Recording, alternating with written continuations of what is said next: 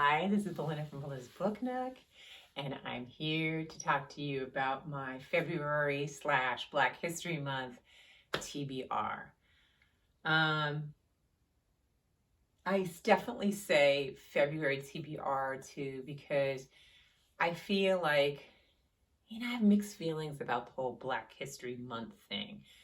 And I'm sure you've probably heard that from other people, but I feel like it's important to learn your history throughout the year, all year. Okay, so it's nice that there's a month that highlights it and brings more attention to activities, but I just hope that it continues throughout the year because there's so much for us all to learn that it's almost kind of silly to think you could learn it in a month, right? So that said, and got my spiel out of the way, this is my February TBR of books, and I will talk to you about what my plans are. Now, what will happen and doesn't happen, it's also a shorter month and usually a busy month, and it's vacation month. And I say this every year. I have big ambition, big eyes. I pick a lot of books, and then I don't usually finish them all. But either way, I'm going to finish these books this year. So I will start some now, and some may spill over into next month. So the first one you've heard me talk about, and that one is Caste by Isabel Wilkerson, The Origins of Our Discontents.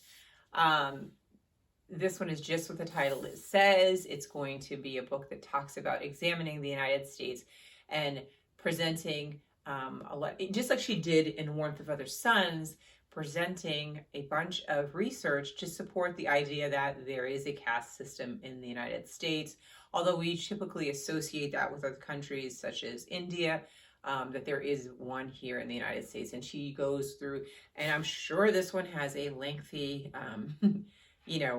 a good section here of all of the research that went into making that happen, right? So I'm looking forward to this. I'm really looking forward to this. I had got it when it first came out. I pre-ordered it, and I was just super excited to be able to get it. And this is this one that I ordered actually has her signature in it. So I'm like, I remember showing you guys that when I did get it. I was so excited. So here's that one. That is one of the books I am definitely going to try to tackle. It is a heavy topic, so chances are sometimes when they're so heavy, I tend to slow down on them. So there is a chance it will spill into next month, but maybe not, right? So there's that one. The next one, I watch PETA from Comfy Cozy Up because it has an amazing channel, and I'll make sure I link her below. She has this thing called A Journal Mood, which I absolutely love, where she gives us daily prompts for a month of like a word prompt, and we write in our journals, and it's just so much fun. But she also talks about all sorts of books, but one of the videos that really, really got me was her reading of classics. And classics for me, I think of school, kind of like a chore, had to read, had to get, taken a test on. So I'd never really pursue those books, and I also have in my mind this little fight that says, well, who defines what a classic is? And I want to have more people of color having books that are considered classics. And so I felt, at least in the past, that there was a lot of exclusion from that accolade of me calling it a classic. So that was another reason why I didn't. But after listening to her, and she reads all different types of classics, and that I like because I think that there's, she's reading West Indian classics, African classics, American classics, so it's nice mix. The way that she talked about the books really got me pumped and excited. And I was like, I'm going to make that one of my goals this year is to read some. So why not start off with this, which is a classic. James Baldwin, The Fire Next Time. I think every one of his books are considered a classic. So this one, I believe, is a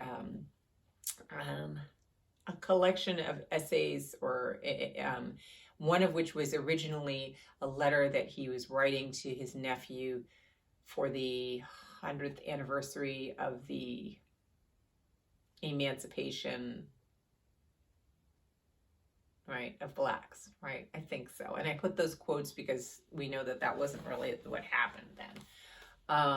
So I look forward to starting with this one with him.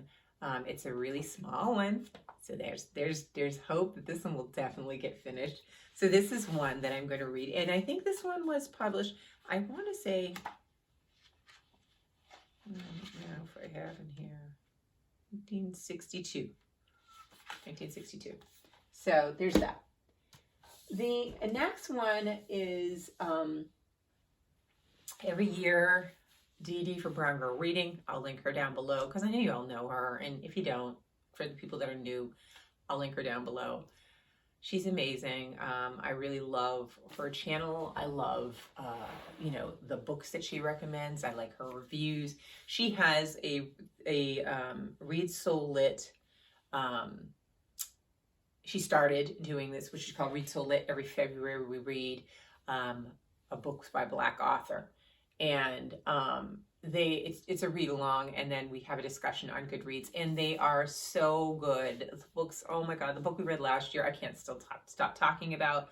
So this year, the book that she selected, I just got in the mail recently, and it's A More Perfect Union by Tammy Huff. And this is the book. And if you see, I've already got myself lined up for week 1, 2, 3, where I have to be so that I can keep up with the discussion. That's my hope with all of these books. I love books with maps. Okay. And I'll tell you a minute about it. But there's another page in here I think that was pretty cool. It shows the plantation. This book is a historical fiction by the author about her great-great-grandparents, and her great-great-grandfather was from, I believe, Ireland, and he was kind of running from the potato famine, came to the United States, and somehow met her great-great-grandmother on the plantation, and she was an enslaved person.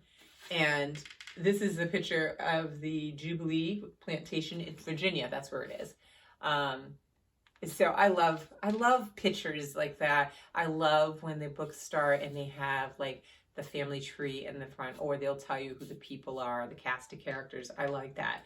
It just does something for me. So this book is our book for that, and I'm looking forward to it for 2 reasons, because it kind of fits in the Read Soul Lit, but it also fits in my family history series. I'm always looking to find books that, and if you all know of any, please recommend, where people find an interesting way to tell their family story.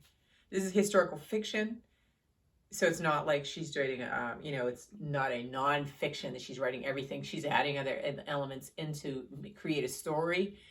But I like the idea. It inspires me in figuring out how to do such a thing for myself. Not that I'm going to write a book to be published for public perusal, but for me, how I'm going to leave stories behind for the next generation and the generation after that, for them to be able to pick up and go with it. So this also kind of goes in with that. This one I'm looking forward to. I know she's always picks winners. Dee Dee knows her books, and I'm excited about that one.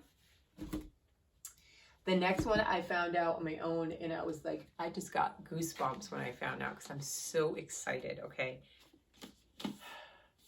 Cicely Tyson, Just As I Am. Oh my God, it's her memoir. If you don't know who she is a very, very talented activist, actress. I just remember growing up watching movies with her in it. Sounder, Jane Pittman. I mean, she played so many different pivotal characters. And then her presence as a person, a celebrity, has always just been bigger than life whenever you see her. She was also married at one time to the late, great Miles Davis. I love jazz, and I'm always listening to his music, so that's really cool. But this is her story talking about herself, and I can't wait. I mean, it's got gorgeous pictures in here of her and her and different people that, that she came across in her lifetime. And I'm just happy that she wrote it. I hate when people, pass on and they take those good stories with them. So once again, this is another one that can kind of go into that family history thing of how to write your own story. It's kind of hard and humbling and challenging to write your own story, right? So I'm really, really excited to read that one. The next one is a young adult novel. It's a new release that came out this year, but I've been reading more and more about this topic and thought this would be another entry to this aspect of history. And this one is called Angel of Greenwood by Randy Pink. And I want you to look closely. It's a fantastic cover. Like, it's so gorgeous. Look at that. Let's see. Let's see if I can read a little bit of it to you. Okay. 17-year-old Isaiah Wilson is on the surface a town troublemaker, but he hides the fact that he's an avid reader and poet who never leaves home without his journal. A passionate follower of W.E.B. Du Bois, he believes that Black people should rise up to claim their place as equals. 16-year-old Angel Hill is a loner, mostly disregarded by her peers as a goody-goody, but beloved by the adults in her community for her sweet and generous heart.